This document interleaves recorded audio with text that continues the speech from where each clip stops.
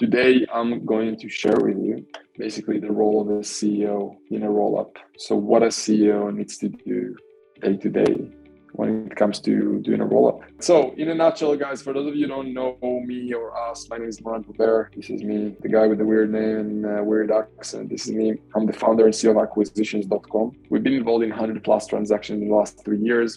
Right now, we're looking to also partner and invest with our clients involved in deals in pretty much any sector you can think of. And today I want to share with you some more lessons that I think could really be valuable for you if you're out there looking to do your own acquisitions and roll-ups, right? For those of you who are hearing and listening about acquisitions for the first time, just know that the biggest companies in the world, that's what they do, right? Like any big company out there that is public, they grow by acquisition. They're pretty much doing their own roll-ups. So know that it works, right? We're not reinventing the wheel. I'm not talking here about anything that is groundbreaking or rocket science.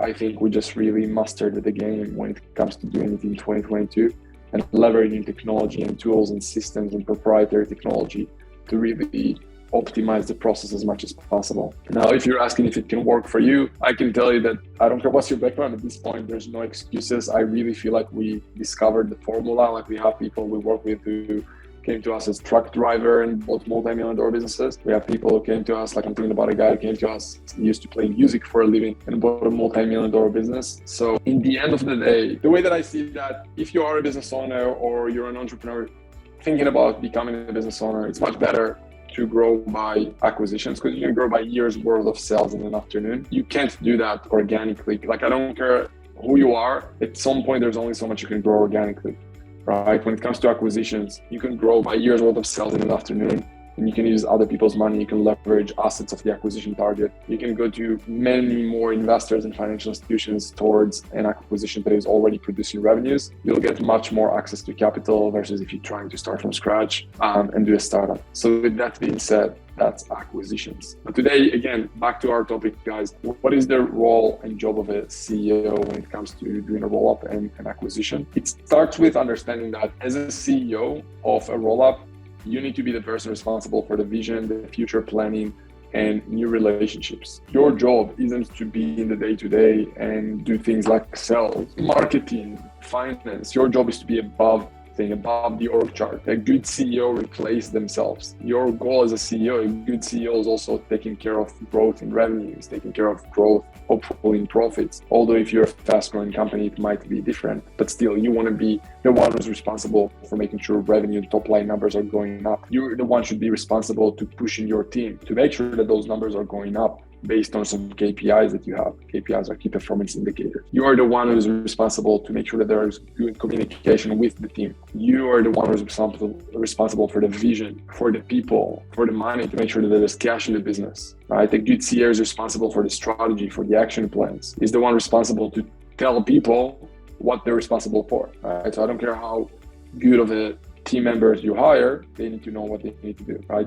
Good CEO is promoting the company. So going to events, promoting on videos, podcasts, webinars, or whatnot. And if you're not passionate about it, you got to find someone who is, because someone's got to be passionate about promoting the brand, promoting the company. You look at the biggest companies in the world, the biggest CEOs in the world, that's what they're doing, right? Probably the famous one out there right now is Elon Musk. Guess what he's doing? Mostly promoting his companies, promoting himself.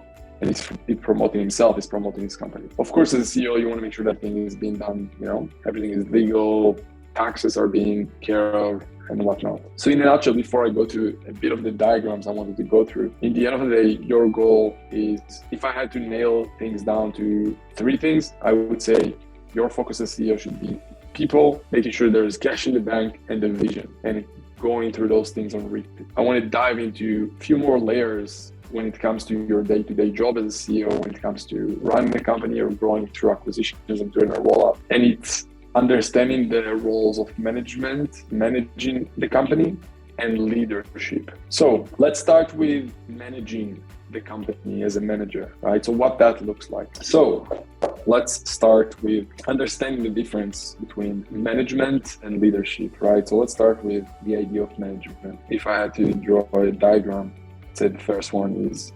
define/check strategy, right? You as a CEO, this is going to be messy. Let's see how it looks like with the diagram. So first one is define or check if you're having the right strategy. You are the only one who is responsible of eventually making a decision on the strategy.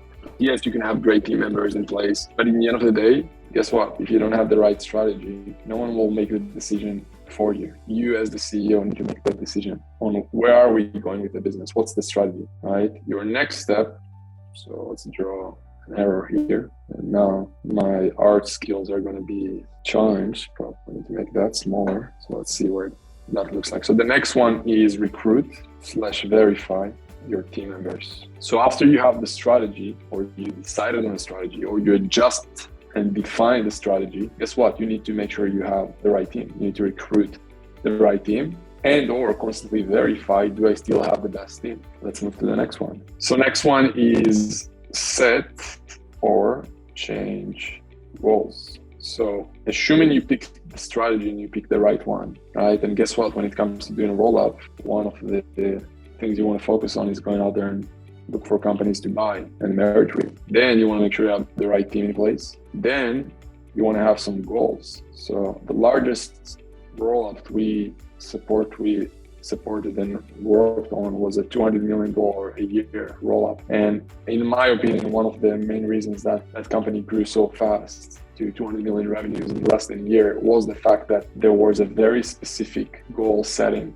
in the team, very specific KPIs that each team member had to follow and measure themselves against and track themselves against. And it's the CEO role to constantly, again, define, check the right strategy. Are we doing the right thing? Do I have the right team in place? Do we all have the right KPI and goal? Then, moving forward, as the CEO, it's your responsibility to assist where needed.